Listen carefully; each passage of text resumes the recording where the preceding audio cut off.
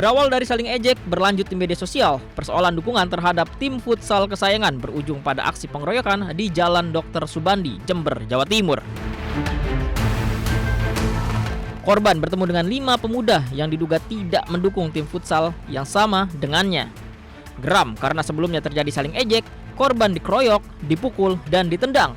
Akibatnya, korban mengalami luka lebam. Aksi pengeroyokan tersebut terekam kamera pengawas.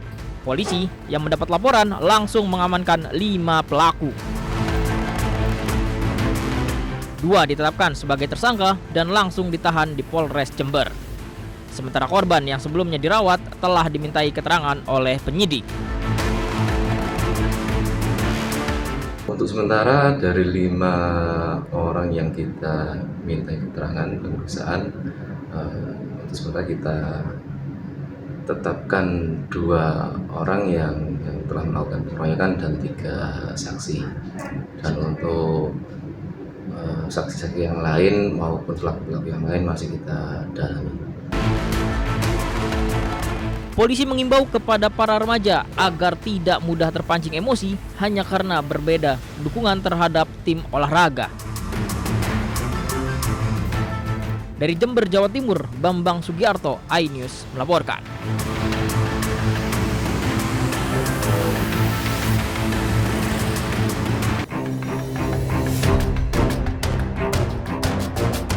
Aksi membahayakan pengemudi truk ini viral di media sosial.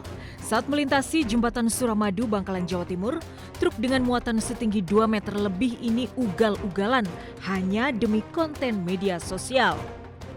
Dengan teknik tertentu, sopir truk sengaja menggoyang-goyangkan kendaraan sambil tetap melaju di jalan raya yang dipenuhi pengendara lain. Sopir truk beberapa kali menyalakan lampu mobil memberi sinyal kepada perekam atau pembuat konten media sosial. Aksi ugal-ugalan seperti ini diduga kerap terjadi karena akun media sosial perekam ternyata berisi banyak video serupa di jembatan Suramadu. Satlantas Polres Bangkalan kini menelusuri siapa sopir truk yang beraksi membahayakan, juga mencari siapa pemilik akun media sosial. Dari Bangkalan, Jawa Timur, Taufik Syahrawi, iNews melaporkan.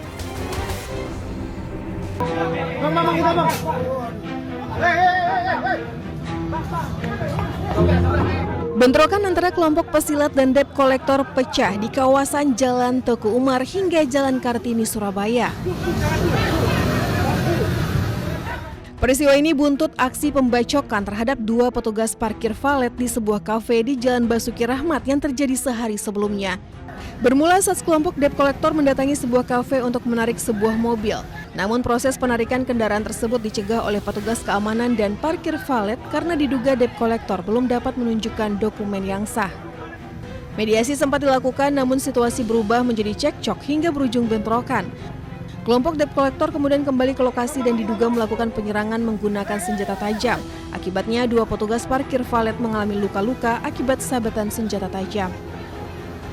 Berkomunikasi dengan ketua kelompok salah satu suku dan alhamdulillah yang bersangkutan bersedia dan kooperatif sehingga kemarin sore pelaku telah menyerahkan diri ke Polrestabes dan saat ini sedang dalam proses penyidikan.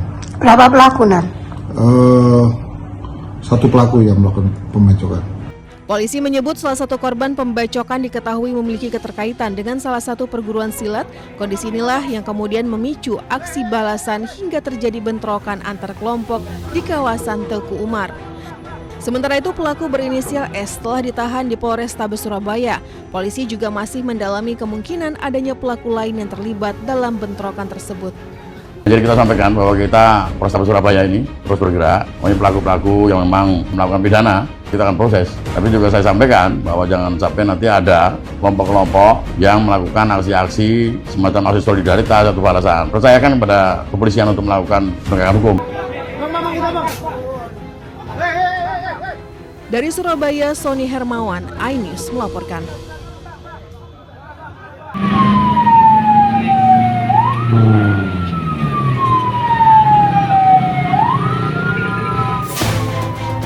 Sebuah truk box terbakar di depan sebuah minimarket di Desa Bojong, Magelang, Jawa Tengah. Insiden ini terjadi setelah truk bertabrakan dengan sepeda motor. Diduga benturan memicu percikan api yang menyambar ke tangki BBM. Pihak pemadam kebakaran Kabupaten Magelang yang mendapat laporan tersebut langsung menuju lokasi. Api berhasil dipadamkan selang kurang dari 1,5 jam dengan menerjunkan sedikitnya 4 unit mobil pemadam kebakaran. Akibat kejadian itu pengendara sepeda motor luka-luka dan harus dirawat di rumah sakit. Kasus tersebut masih diselidiki oleh jajaran Satuan Lalu Lintas Polresta Magelang. Dari Magelang, Jawa Tengah, Puji Hartono, iNews melaporkan.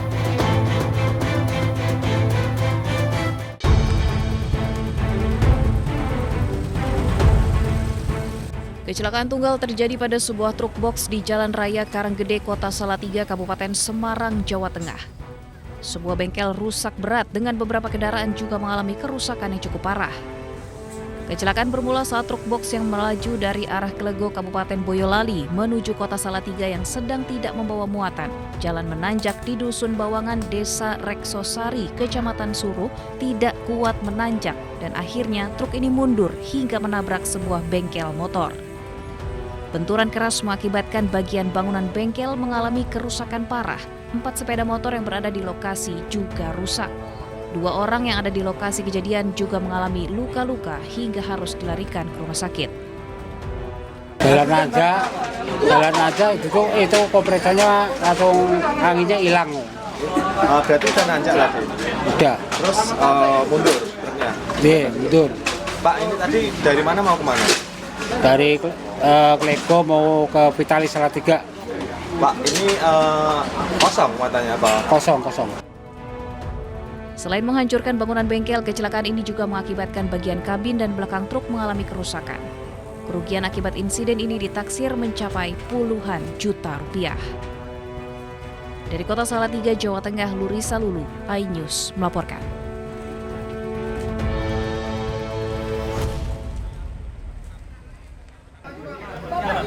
Jalan.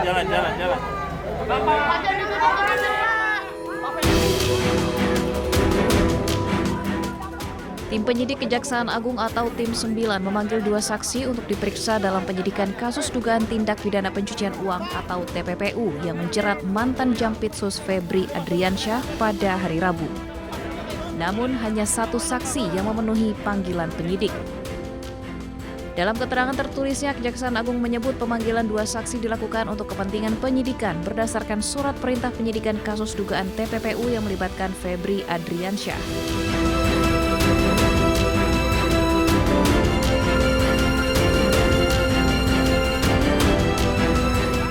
Dari 2 saksi yang dipanggil, hanya ATW selaku penasihat hukum afiliasi Don Rito yang hadir menjalani pemeriksaan, sementara 1 saksi lainnya tidak memenuhi panggilan penyidik.